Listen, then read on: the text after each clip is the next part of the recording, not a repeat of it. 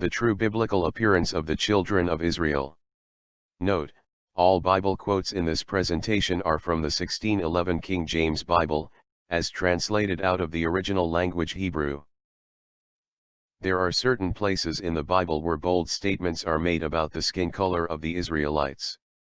Many biblical references clearly show that the children of Israel had black skin, and there is no mention of them being white or light-skinned.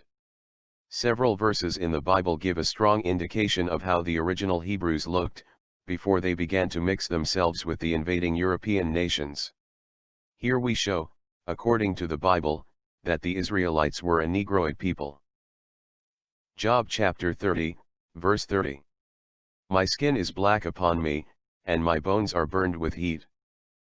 The patriarch Job described his skin to be black.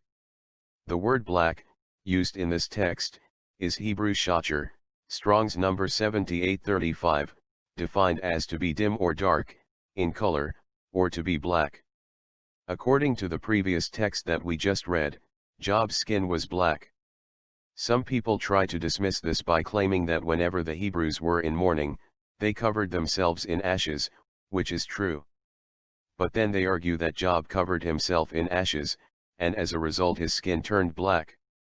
This cannot be true because when ash is applied on the skin, it does not turn the skin black but rather white. So, it was not because Job covered himself in ashes that he said his skin was black, but rather because Job was a person of color, who spent a lot of time in the sun because of his calamity. This made his skin look even darker. Lamentations chapter 5, verse 10. Our skin was black like an oven, because of the terrible famine. The Israelites always described their skin color to be black. They got even darker after spending some time in the sun, or due to disasters such as famine and pestilences. If the Hebrews had white skin, and were out in the sun, their skin would not go from white or light to black like an oven due to famine or prolonged exposure to sunlight.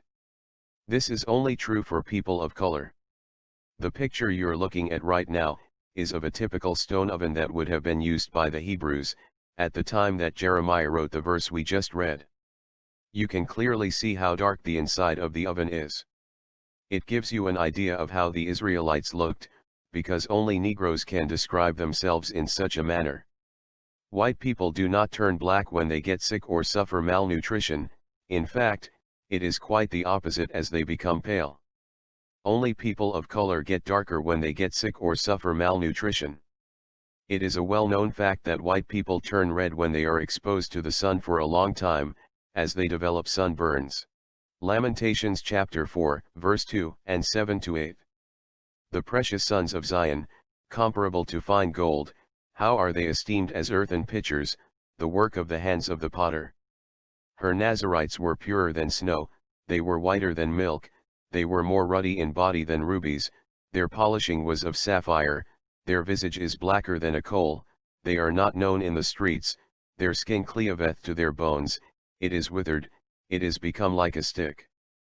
The word ruddy in Hebrew is Adam, Strong's number 119, defined as to show blood, in the face, flush or turn rosy, to be, dyed, made, red, ruddy. Keeping Lamentations chapter 4, verse 7, in context, the reference to being whiter than milk is a reference to the Nazarites' moral character and not skin color. That is why Jeremiah gets more specific by mentioning the fact that the Israelites were more ruddy in body than rubies. Hence, making a clear difference between whiter than milk and more ruddy in body than rubies. The former is talking about an Israelite's character and the later is about skin color. At this point, we must conclude that the Hebrews were a very deep, dark red people because no one is bright red. The word visage used in Lamentations chapter 4, verse 8, refers to a person's appearance, Strong's number 8389. It is defined as, a person's face, with reference to the form of the features. Here the Israelites are described as having their appearance blacker than a coal. By mentioning coal, Jeremiah is giving us something visual to reference, hence ruling out any possibility of him referring to their demeanor or emotional state. The Hebrew word black, as used here, is shashak, Strong's number 2821, and it is defined as to be or grow dark. Jeremiah is telling us here that the children of Israel were black people, and when they were in affliction, their skin color became darker than coal. If the children of Israel were any other people apart from black people, Jeremiah would have never described their appearance to be darker than a coal. So in context, the Israelites turned from being ruddy-looking to being darker than a coal, because of the calamities they were going through at the time. Such an occurrence can only happen to black people, as is evident all throughout sub-Saharan Africa. Song of Songs chapter 1, verse 5-6. I am black, but comely, O ye daughters of Jerusalem, as the tents of Kedar, as the curtains of Solomon. Look not upon me, because I am black, because the sun hath looked upon me, my mother's children were angry with me, they made me the keeper of the vineyards, but mine own vineyard have I not kept. Here we have Solomon's lover, telling us twice that she is black. The word black, as used in the previous text, is Hebrew shachor, Strong's number 7838, defined as properly, dusky, but also absolutely jetty black. The Shulamite woman is telling us that she is a black woman, and that her skin is very dark due to prolonged exposure to the sun. She even goes as far as comparing her own skin to the tents of Kedar, the curtains of Solomon. This is consistent with how the Hebrews described their appearance, all throughout Scripture, just as we have shown you, thus far. Revelation chapter 1, verse 13-15, and chapter 2, verse 18. And in the midst of the 7 candlesticks, one like unto the Son of Man, clothed with a garment down to the foot, and girt about the paps with a golden girdle. His head and his hairs were white like wool, as white as snow, and his eyes were as a flame of fire, and his feet like unto fine brass, as if they burned in a furnace, and his voice as the sound of many waters. And unto the angel of the church in Thyatira write, These things saith the Son of God, who hath his eyes like unto a flame of fire, and his feet are like fine brass. The text describes Jesus Christ as having his feet looking like fine brass, burned in a furnace. Fine brass is dark brown, and when it's burned in a furnace, it is very dark. Only black people have skin color that looks like that of brass burned in a furnace, which is a very deep dark brown. Jesus was black just like all the Hebrews of the Bible. All the oldest known paintings of Jesus Christ depict him as a black man with woolly hair. He was never depicted white until the Renaissance period. Ezekiel chapter 1, verse 5 and 7. Also out of the midst thereof came the likeness of 4 living creatures. And this was their appearance, they had the likeness of a man. And their feet were straight feet, and the sole of their feet was like the sole of a calf's foot, and they sparkled like the color of burnished brass. The prophet Ezekiel was shown a vision, in which he describes 4 living creatures standing before the throne of God. The creatures had the appearance of burnished brass. The Hebrew word for brass is chakalibanon, Strong's number 5474, it is defined as burnished copper, an alloy of copper, or gold, and silver having a brilliant luster, fine brass. The word fine in Hebrew is puru, Strong's number 4448, defined as to kindle, to be ignited, glow, literally, be refined, by implication, or, figuratively, to be inflamed, with anger, grief, lust, burn, fiery, be on fire, try. So basically, the 4 heavenly beings that Ezekiel saw in the vision, had the color of burnished copper, which is just an alloy of copper and silver. This means that the creatures looked very dark brown, just like the Negroes. Ezekiel chapter 40, verse 2-3. In the visions of God brought he me into the land of Israel, and set me upon a very high mountain, by which was as the frame of a city on the south. And he brought me thither, and, behold, there was a man, whose appearance was like the appearance of brass, with a line of flax in his hand, and a measuring reed, and he stood in the gate. This is the second time Ezekiel is shown a vision in which heavenly beings are seen as being in appearance like unto brass. On 2 occasions now, angels are described as having appearance of brass. We all know that only people of color have skin that looks like burnt brass. Daniel chapter 10, verse 5-6. Then I lifted up mine eyes, and looked, and behold a certain man clothed in linen, whose loins were girded with fine gold of Uphaz, his body also was like the beryl, and his face as the appearance of lightning, and his eyes as lamps of fire, and his arms and his feet like in color to polished brass, and the voice of his words like the voice of a multitude. Daniel had a similar vision like the one that was shown to Ezekiel.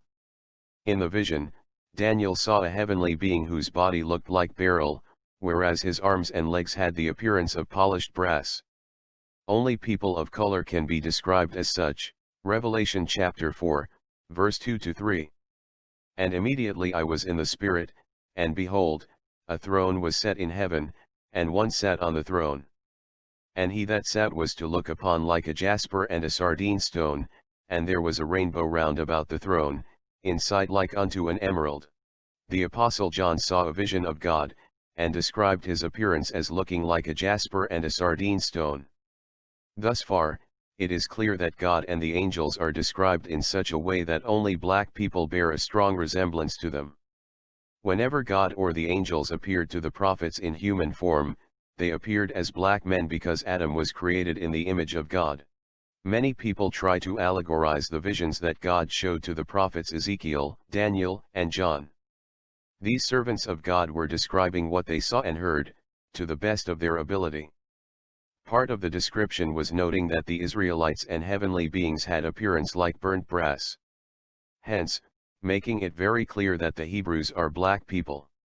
It is very hard to deny the color of the children of Israel as shown all throughout the Bible, but there will still be those that play semantics with the colors in order to deny the obvious. The prophets used similes, which indicates a comparison, and not an allegory.